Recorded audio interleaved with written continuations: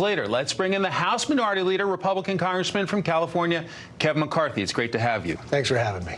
So, can you figure out what's going on? Here's the pitch from one of your colleagues from California, a Democrat. So we know if you look at what happened during Watergate, it takes a while to get all the facts out to the public. It allows us to have certain procedures in terms of reviewing grand jury testimony, having staff do interviews. It will expedite the continuing impeachment inquiry that we've been in.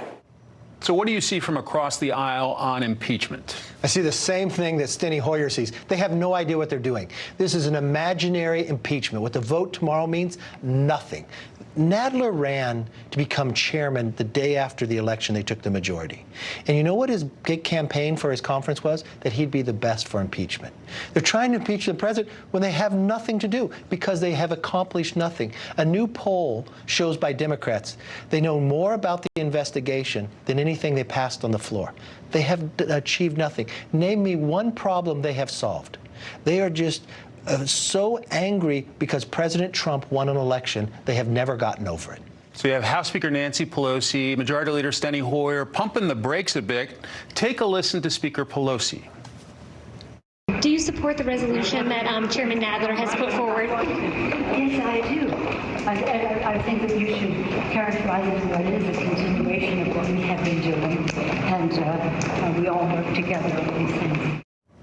So are they trying to have it both ways by trying to convince their base that they're going forward while trying to protect their swing district members? They're trying to appease their base, try to claim they're doing something they're not in impeachment, because they can't impeach a president that hasn't done anything. The only thing this president has done is built an economy that's the strongest in the last 50 years, risen wages for individuals, changing the course of where this country actually looks at. And think what just happened last night.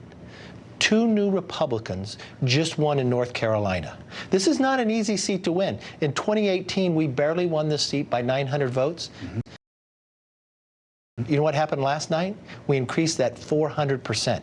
So how does that basically preview 2020? What it previews for 2020 is this president is going to get reelected, and it looks like the Republicans are going to retake the House. Okay, looking ahead to tomorrow night, the Democrats take center stage in Houston. Your thoughts on the presidential race from the Democratic side so far? Well, what I see, it's really coming down to 5 people: Joe Biden, Elizabeth Warren, Bernie Sanders, Kamala Harris, and Mayor Pete. I don't think Mayor Pete's going to get there. He's going to be VP. Kamala seems to be falling. Joe Biden is not going to get there. He's collapsing. The person they're going to select who best represents this new Socialist Democrat Party is going to be Elizabeth Warren. And when that race comes, it's going to be socialism versus freedom.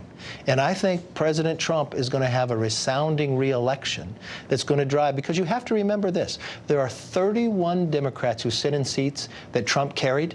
Just like last night, they're going to be out and they're going to lose. Considering her positions, are you surprised by the energy behind Elizabeth Warren? Not in the base of where this party is. They all raise their hand. They care more about giving health care to somebody who's here illegally than somebody who is an American. They're concerned more about raising taxes to take more away. They care more about taking away your health care and making government in control of it. This is what Elizabeth Warren fundamentally believes. It is a socialist approach. It's where the base of this party is. It's where those really...